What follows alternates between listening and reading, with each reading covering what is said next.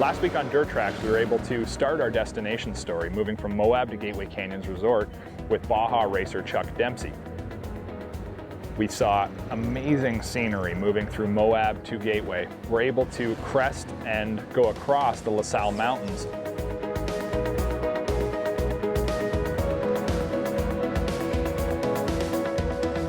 Once we had made it to Gateway Canyons Resort, we were pretty excited for what we were going to do next.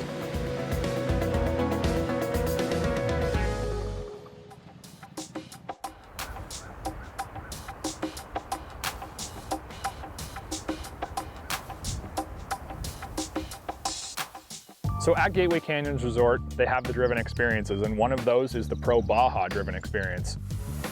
Driven Experiences is a great company, and it's actually a company that you do a lot of fun stuff in.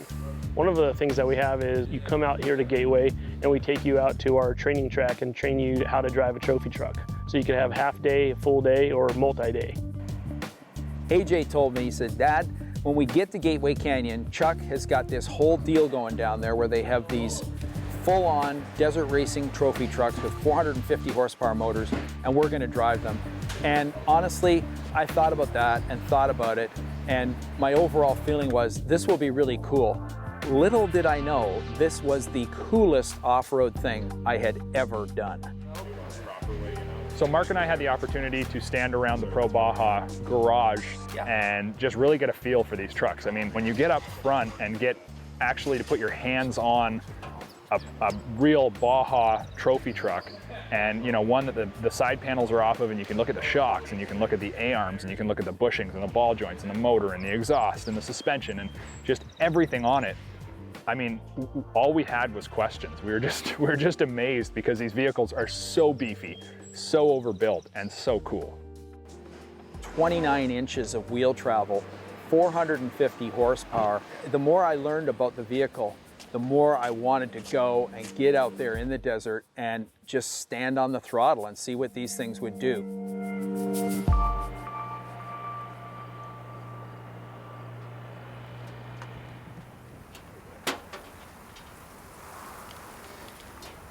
When we were coming across from Moab to Gateway, I was pouring the coal on these side-by-sides, and I think Chuck was having fun keeping up and was knowing that I was pushing the limits a little bit.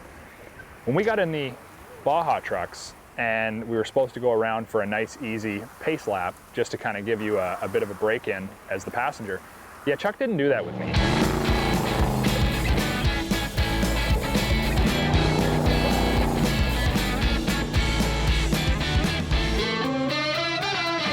When you get in one of these Baja trucks and you don't know what it can do, it's pretty interesting heading into a corner at 70 miles an hour that's completely rutted out and gnarly, and where if I was doing this in a side-by-side, I'd be rubber, steel, rubber about 12 different times.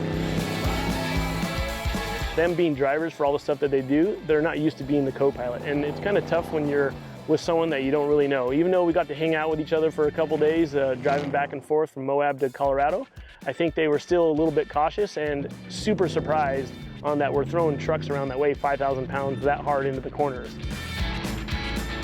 After doing the ride along and kind of breaking my teeth on what to expect with this truck and knowing what it could do, we pulled in and Chuck said it was time for me to drive. And they had told me that everybody who did the full session so far this season has rolled a truck. That made me a little nervous, but I was excited at the same time because you're driving something that you can only drive here at Gateway Canyons Resort. And I don't just mean in Canada, the US, North America, I mean in the world. There's no other place I know of you can drive a Pro Baja truck. All right, have fun. When you sit down in that driver's seat, you're strapped in, wearing your race suit, got your neck brace on, and you're buckled in, you're going, are they really gonna let me rail a $250,000 Baja truck? I mean, this can't be right. Right off the get-go, you can hear this motor just growling in the background. I mean, you've got headphones in and you're listening to the guy talking to you, but I mean, it just makes an awesome bark. You get into some of the corners after you get your confidence up, power sliding it and holding it nice and steady, and it feels really good. Even when you see a big, huge bump in the middle of the road and okay, well, on a side-by-side, that'd lift me up on 2 wheels. You just keep the gas on, and man, these things just chew right through it.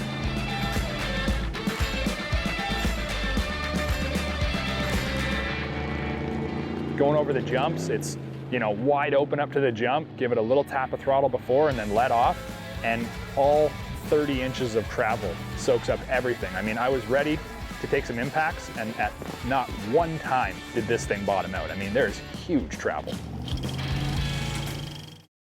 Slide on in. My first drive along in the trophy truck, it was a little bit intimidating. I mean, you're clamped in there with 5 points, and I've experienced 5 points before, but I'm usually driving when I have them on, and here I am strapped in thinking, I just want to get through this.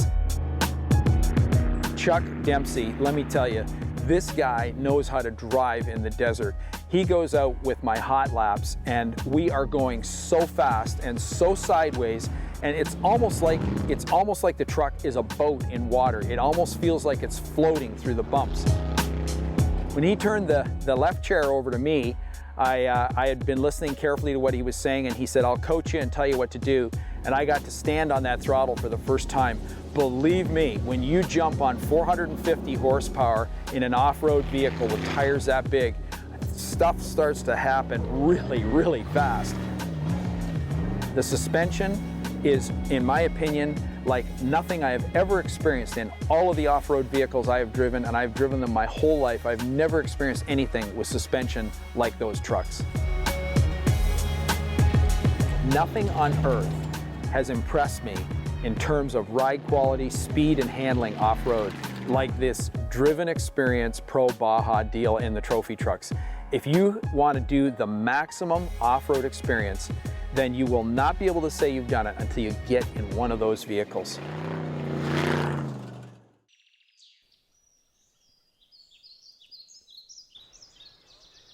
On our final day, Mark and I had planned to go back across the desert alone because Chuck was staying at Gateway Canyons. You know, it was sad to depart and say see you later to Chuck, but we've got some cool plans for the future with him and some interesting things that we want to do.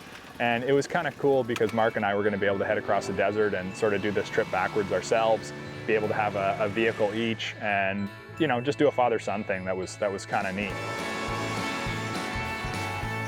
Right off the get-go, I think Mark and I were a little amped up from driving the Baja trucks because the first section of trail we got on, we were running fast.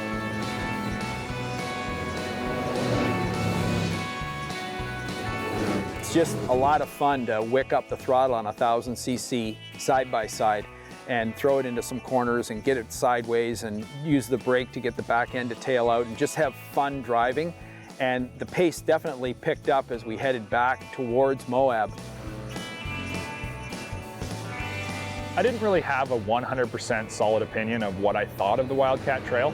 I knew that it was a cool vehicle, I knew it had lots of potential, but I hadn't had the seat time to really give it a good shakedown. This time, I had the entire day. I mean, I had 50 miles to really get a good feel for what the Wildcat Trail could do, and at no point was I disappointed. In fact, I was overwhelmed with just how good this vehicle handled.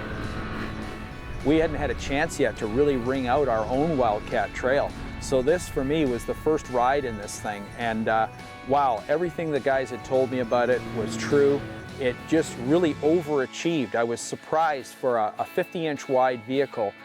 Not only the handling was really good, but the power was like over the top. I was just blown away all around. I mean, if you got to buy a 50-inch wide side-by-side, this is the side-by-side to buy.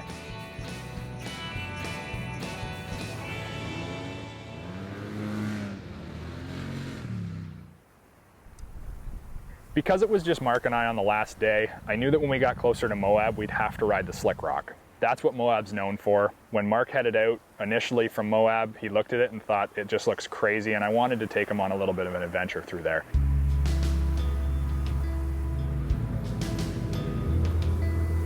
As I mentioned earlier, I don't get a ton of time to ride with my dad. I don't get a ton of time to spend with you know, Luke or Mark because we're always at different places doing different things.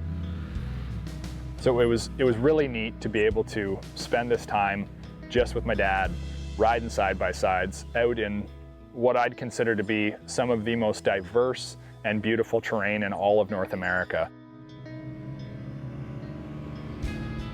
Because all of my interaction with my boys has really centered around motorized recreation, that's the thing that we did. That was what it was to be a Lester guy. it was cool to get back to that and do that with AJ and to enjoy it and communicate and have that friendship.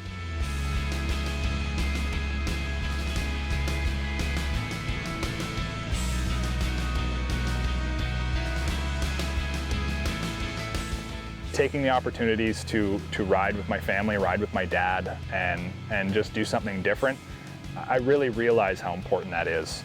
Having 2 daughters of my own, I know that these are going to be the things later in life that are going to mean a lot to me, and I know that a trip like this meant a lot to my dad. If you enjoyed this video, post a comment and let us know what you think. Then click this link to subscribe and that link for more great videos from DirtTrax TV.